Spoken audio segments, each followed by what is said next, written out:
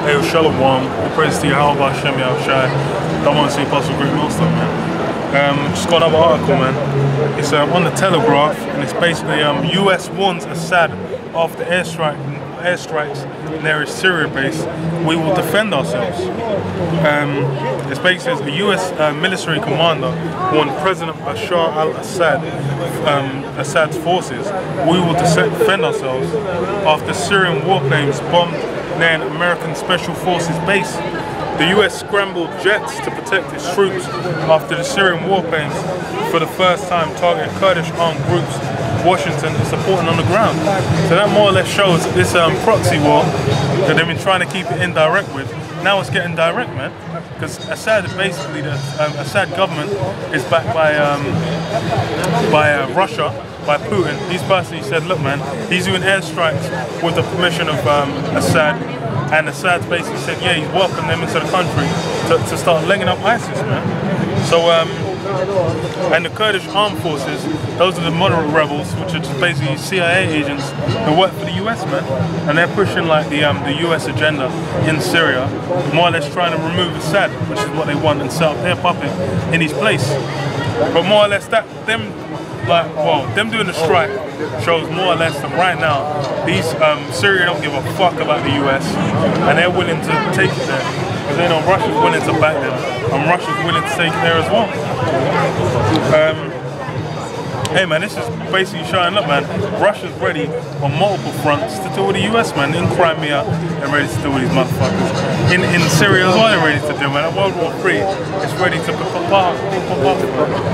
It says, the incident, which took place Thursday over the northeastern city of Haksar, brought the American aircraft the closest they have come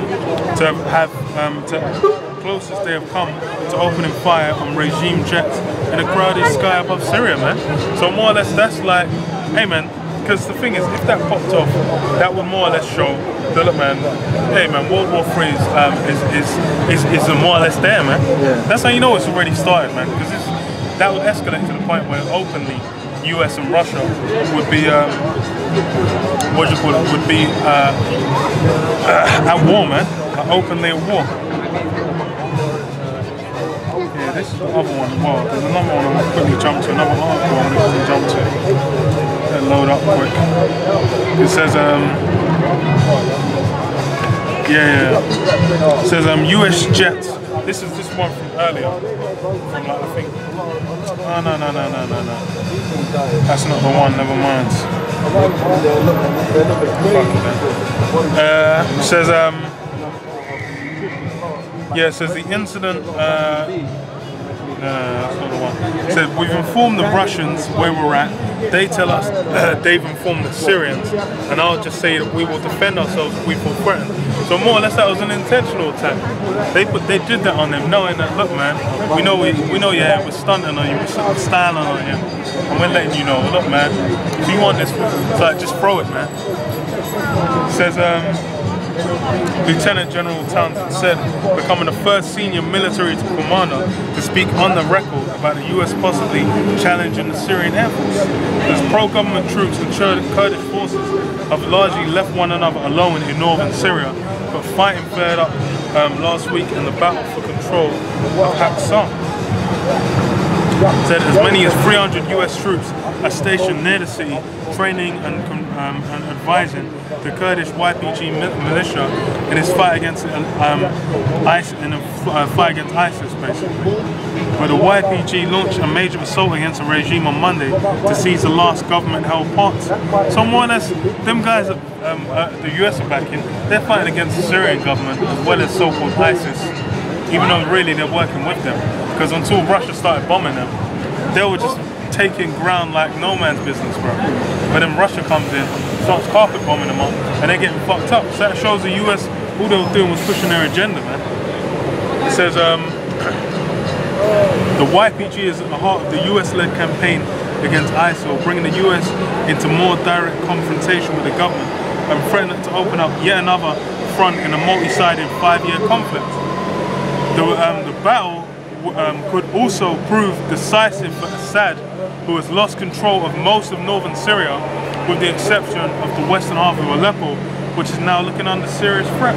So more or less, them Kurdish-based militia, they're just US agents, man, pushing their agenda in Syria, and more or less they're just trying to take ground from Assad, so he would have to step down, and they can set up, okay, they'll say, okay, yeah, this is our leader.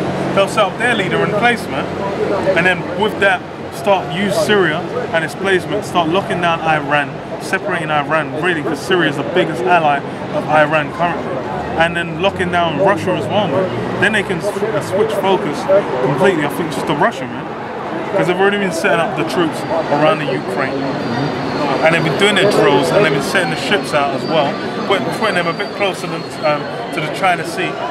So more or less, that Third World War, the plays are being made, and moves are being made for what's about to kick off, man. And it's going to kick off. It's going to pop off in the Middle East, man. I've got a scripture on that, man. This is Joel 3:9. It says, "Proclaim ye this among the Gentiles. Prepare war. Wake up the mighty man. Let all the men of war draw near. Let them come up. Beat your plowshares into swords and your pruning hooks into spears. Let the weak say I am strong." And that's what Assad's doing, man. By him doing that bombing right near their base, he's saying, look, man, hey, we ain't scared of you guys, man. Because previously, you go back to like previous interventions in like the 80s, the 60s, 70s, 80s, 90s in the Middle East, they were just getting fucking completely mopped over by the US, man. The only time the US was losing was fucking in Somalia, God knows how. The madhab ship. Yeah, the madhab ship was laying them up, man, and wild. So probably some Arab blood in there, making them wild as fuck. No, but you know as well that Iran opened up their border, innit, to Russia to put their planes there as well. Okay. So that's that was like a couple of weeks ago, you know. So they started to. That's the first time since like the Revolutionary War that they had that they opened up their border for Russian planes to sit in there, basically fly out from there. Bases. Because they know what it is. They know it's more ultimately that Third World War is just going to be where they need Russia as an ally, man. Because it's either Russia or America. You get with one or you get with the other, man. So they don't fuck some America. A lot of American bases are surrounded around Iran as well. Like yeah, if you get the map up of the bases, then you can see where the places. It's madness still. Like, the amount of bases they have in the Middle East is actually insane. Remember, I checked that before. They've got more now, so I probably have to check that again, man. It says, "Assemble yourselves and come, all ye heathen, and gather yourselves together round about. Thither calls thy mighty ones to come down, O Lord." So they said he's got 300 troops, which is so-called training those guys. But then they've got covert operations as well. Because even the guys that they're training are already troops anyway. They're working US allied troops, and they're gonna have undercover like those special ops groups doing jobs undercover in Syria as well, man. So it says, hey, but more troops are gonna get sent over there, just like with Afghanistan, all these different countries, Iraq. But they're saying, oh, we're gonna send the troops over. That's not gonna happen, man. More sides says, hey, all of you come together and get your asses into the Middle East so I can blow you up, man. It says, let the heathen be wakened and come up to the valley of Yahweh Shaphat, for there will I sit to judge all the heathen round about. Put ye in the sickle, for the harvest is ripe. Come get you down, for the press is full. The facts overflow, for the wickedness is great. So that there's just going to be epic levels of murder and war that's going to go on, man. It's going to happen on multiple fronts. Israel's going to get involved, Iran's going to get involved, Iraq. It's going to be popping off even more than it is Syria. All these countries, man, them Saudis, them Yemenis, all them guys getting carpet bombed up. Hey, man, that's all going to culminate to one big Third World War, man. And troops start coming. Once the troops start coming in, they ain't going to leave, man. And they're just going to get heaped higher and higher down in them deserts. They're going to get wiped out, man. But even in, remember in Independence Day, when they were in the Middle East, that's when the chariot first, you saw the chariot first come through in the Middle East. You know, like, so they were gathered in that region. That's the scriptures. That's a prime spot, man. Yeah. Because really, you're putting that in the movie. What the fuck is there in the Middle East? Like, man, ain't shit going in the Middle East, man. So, like, well, obviously they're just trying. That's gonna be one of the hotspots, man. Yeah. It says multitudes in the valley of decision, but the day of the Most High is near in the valley of decision. the sun and the moon should be. Well, I'll leave it there, man. So, hey, man, that's what's getting ready to pop off, man. The Third World War. That's gonna get raw, and it's gonna get real, man. Because as like anyone that knows anything, hey, man, they know that this has been building up for years, man. And more or less on the undercover level, what's happening, man. Because even with the hacking as well, I'll get into that in this video, man. I'll leave it there. I'll say, I'm praise to Yahweh Hashem Yahushua. WW3 Apostle Great Millstone, man. Shalom. Outside, yeah.